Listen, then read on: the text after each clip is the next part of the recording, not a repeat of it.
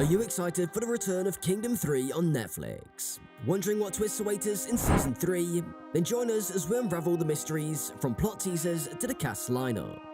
Despite delays, anticipation soars. So are you ready to visit a thrilling undead adventure? Season 3 is probably going to take place exactly 7 years and 3 months after the first zombie outbreak, where Season 2 left off. Uncertainty surrounds her exact role. Ashin, the mysterious plant seller, will undoubtedly play a significant part in the events to come.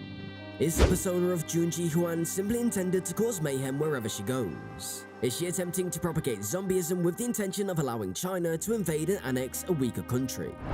You can also anticipate seeing more of the new prince in Season 3.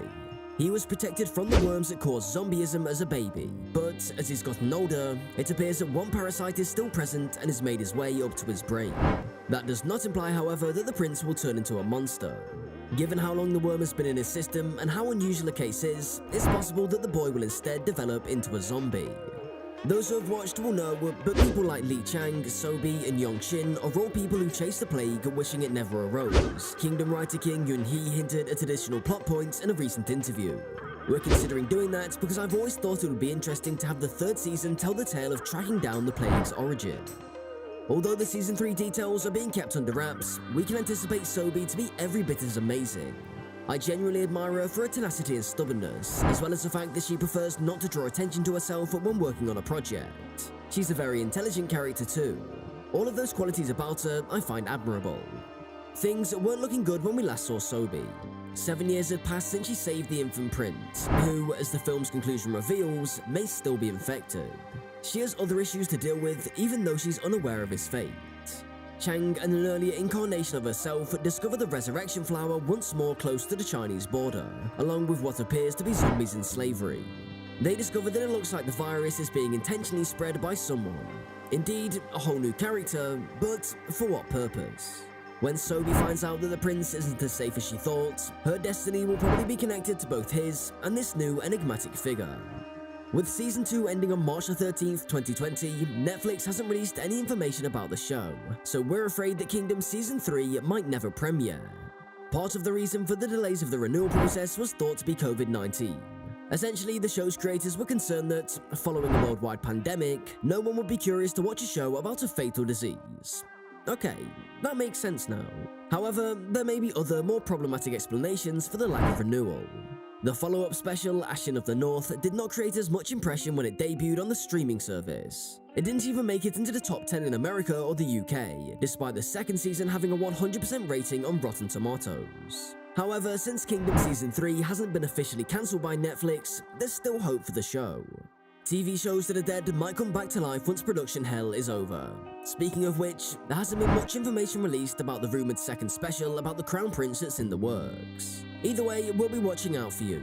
If more episodes of Kingdom are approved, we anticipate Li Chang, Sobi, and Yongqin joining the cast. This implies that Kim Young-kyu, Bae Doona, and Joo Ji-hyun will all return. It is likely that Ashin will take on the role of the new series antagonist, necessitating Junji Huan's return as well.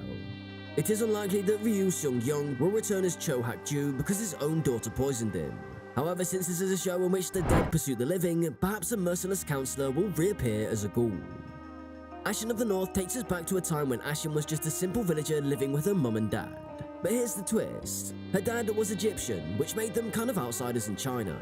They settled in Joseon, but the locals saw them as lowly peasants and kept them stuck doing boring chores. Meanwhile, tensions are rising between Joseons and another group called Pajawi.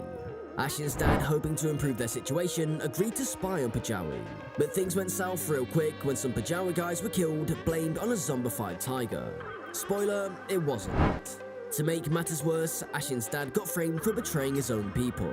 The Pajawi leader Adigan, seeking revenge, wiped out their village, leaving only Ashin's dad alive. So remember the tiger chase? It's not just about the chase itself. There's a whole lot of territory stuff going on. But don't worry, the action scenes in this movie are top notch. Now, let's talk about that tiger. Turns out, it didn't actually eat anyone. It was already dead. And that's how they uncovered the truth behind what's really happening. Meanwhile, while all of this is going on, Ashin is on a mission to find a way to save her dying mother. This sets the stage for a bunch of important stuff that happens later in the series. Now, I gotta admit, the plots and all the different tribes can be a bit confusing at first, but at the heart of it all is Ashen's burning desire for revenge. She's determined to take down anyone who destroyed her village and burnt her people. When Ashen returns to her village, she's hoping to find her family there, but instead all she sees are the undead, waiting to feast, and bringing them back to life. That's how she knows her resurrection plan actually works. It's also why she's confident that she can build an army of the undead later on. As a kid, Ashen unknowingly seeks help from the very man who betrayed her father and destroyed her home. You might remember the Cho clan from the first 2 seasons of the show. They're pretty much the bad guys throughout the entire series, but their defeat offers hope for the good guys in the main show. As a teenager, Ashen starts training so that she can one day get her revenge. She even starts doing jobs for the commanders like spying on the Pajau. And that's when she discovers her father, who's been labeled a traitor and forced to live in constant pain. Ashen's father wants death, and she ends up fulfilling his wish by burning down the place where he's being held. This just fuels Ashen's need for revenge even more. She finds scrolls detailing how her father was framed to prevent a war, and that's when she decides to take matters into her own hands. She's out for blood, determined to kill everyone who played a part in destroying her family and village. Back at her base, Ashen encounters a soldier who abused her. She kills him and turns him into one of the undead, unleashing him on the camp. From the rooftop, she takes out any survivors with deadly precision. Ashen's cunning tactics are on full display as she manipulates the undead, using the last soldier as bait to draw them in before unleashing a torrent of fire, decimating the entire army in one fell swoop. With the battlefield reduced to ash, she returns to her village, seemingly victorious. But victory is only the beginning of Ashen's twisted ambitions. What initially appears to be a sack is revealed to be a commander, whom she and the village feast upon while he's still alive. For years, Ashen has sustained her people by providing livestock, but now she offers them something even more tantalizing: human flesh. Promising to provide only the most delicious meals from now on, Ashen's descent into darkness is further revealed through a montage depicting the selling of the resurrection plant, setting the stage for the events of the first and second seasons. Her obsession with revenge knows no bounds as she vows to annihilate every living thing in Joseon and Georgian, seeking to join the undead herself once her mission is complete. The special culminates in a showdown between Ashen and Ardigan, where she proves her prowess with a bow and arrow. Despite being outnumbered, she stands her ground, firing her arrow at Ardigan, potentially sealing his fate and paving the way for her continued reign of terror. While some may hope for Ashen's redemption, the reality is that she may be irredeemably consumed by her lust for vengeance and the desire to see the world burn.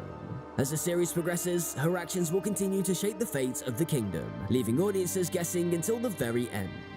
As the ending unfolds and the implications for the future seasons become clear, the stage is set for a dramatic confrontation between Ashen and the central cast. With the revelation that the undead in chains are part of her village, the lines between hero and villain blur, leaving viewers eager to see how the conflict will unfold in Season 3.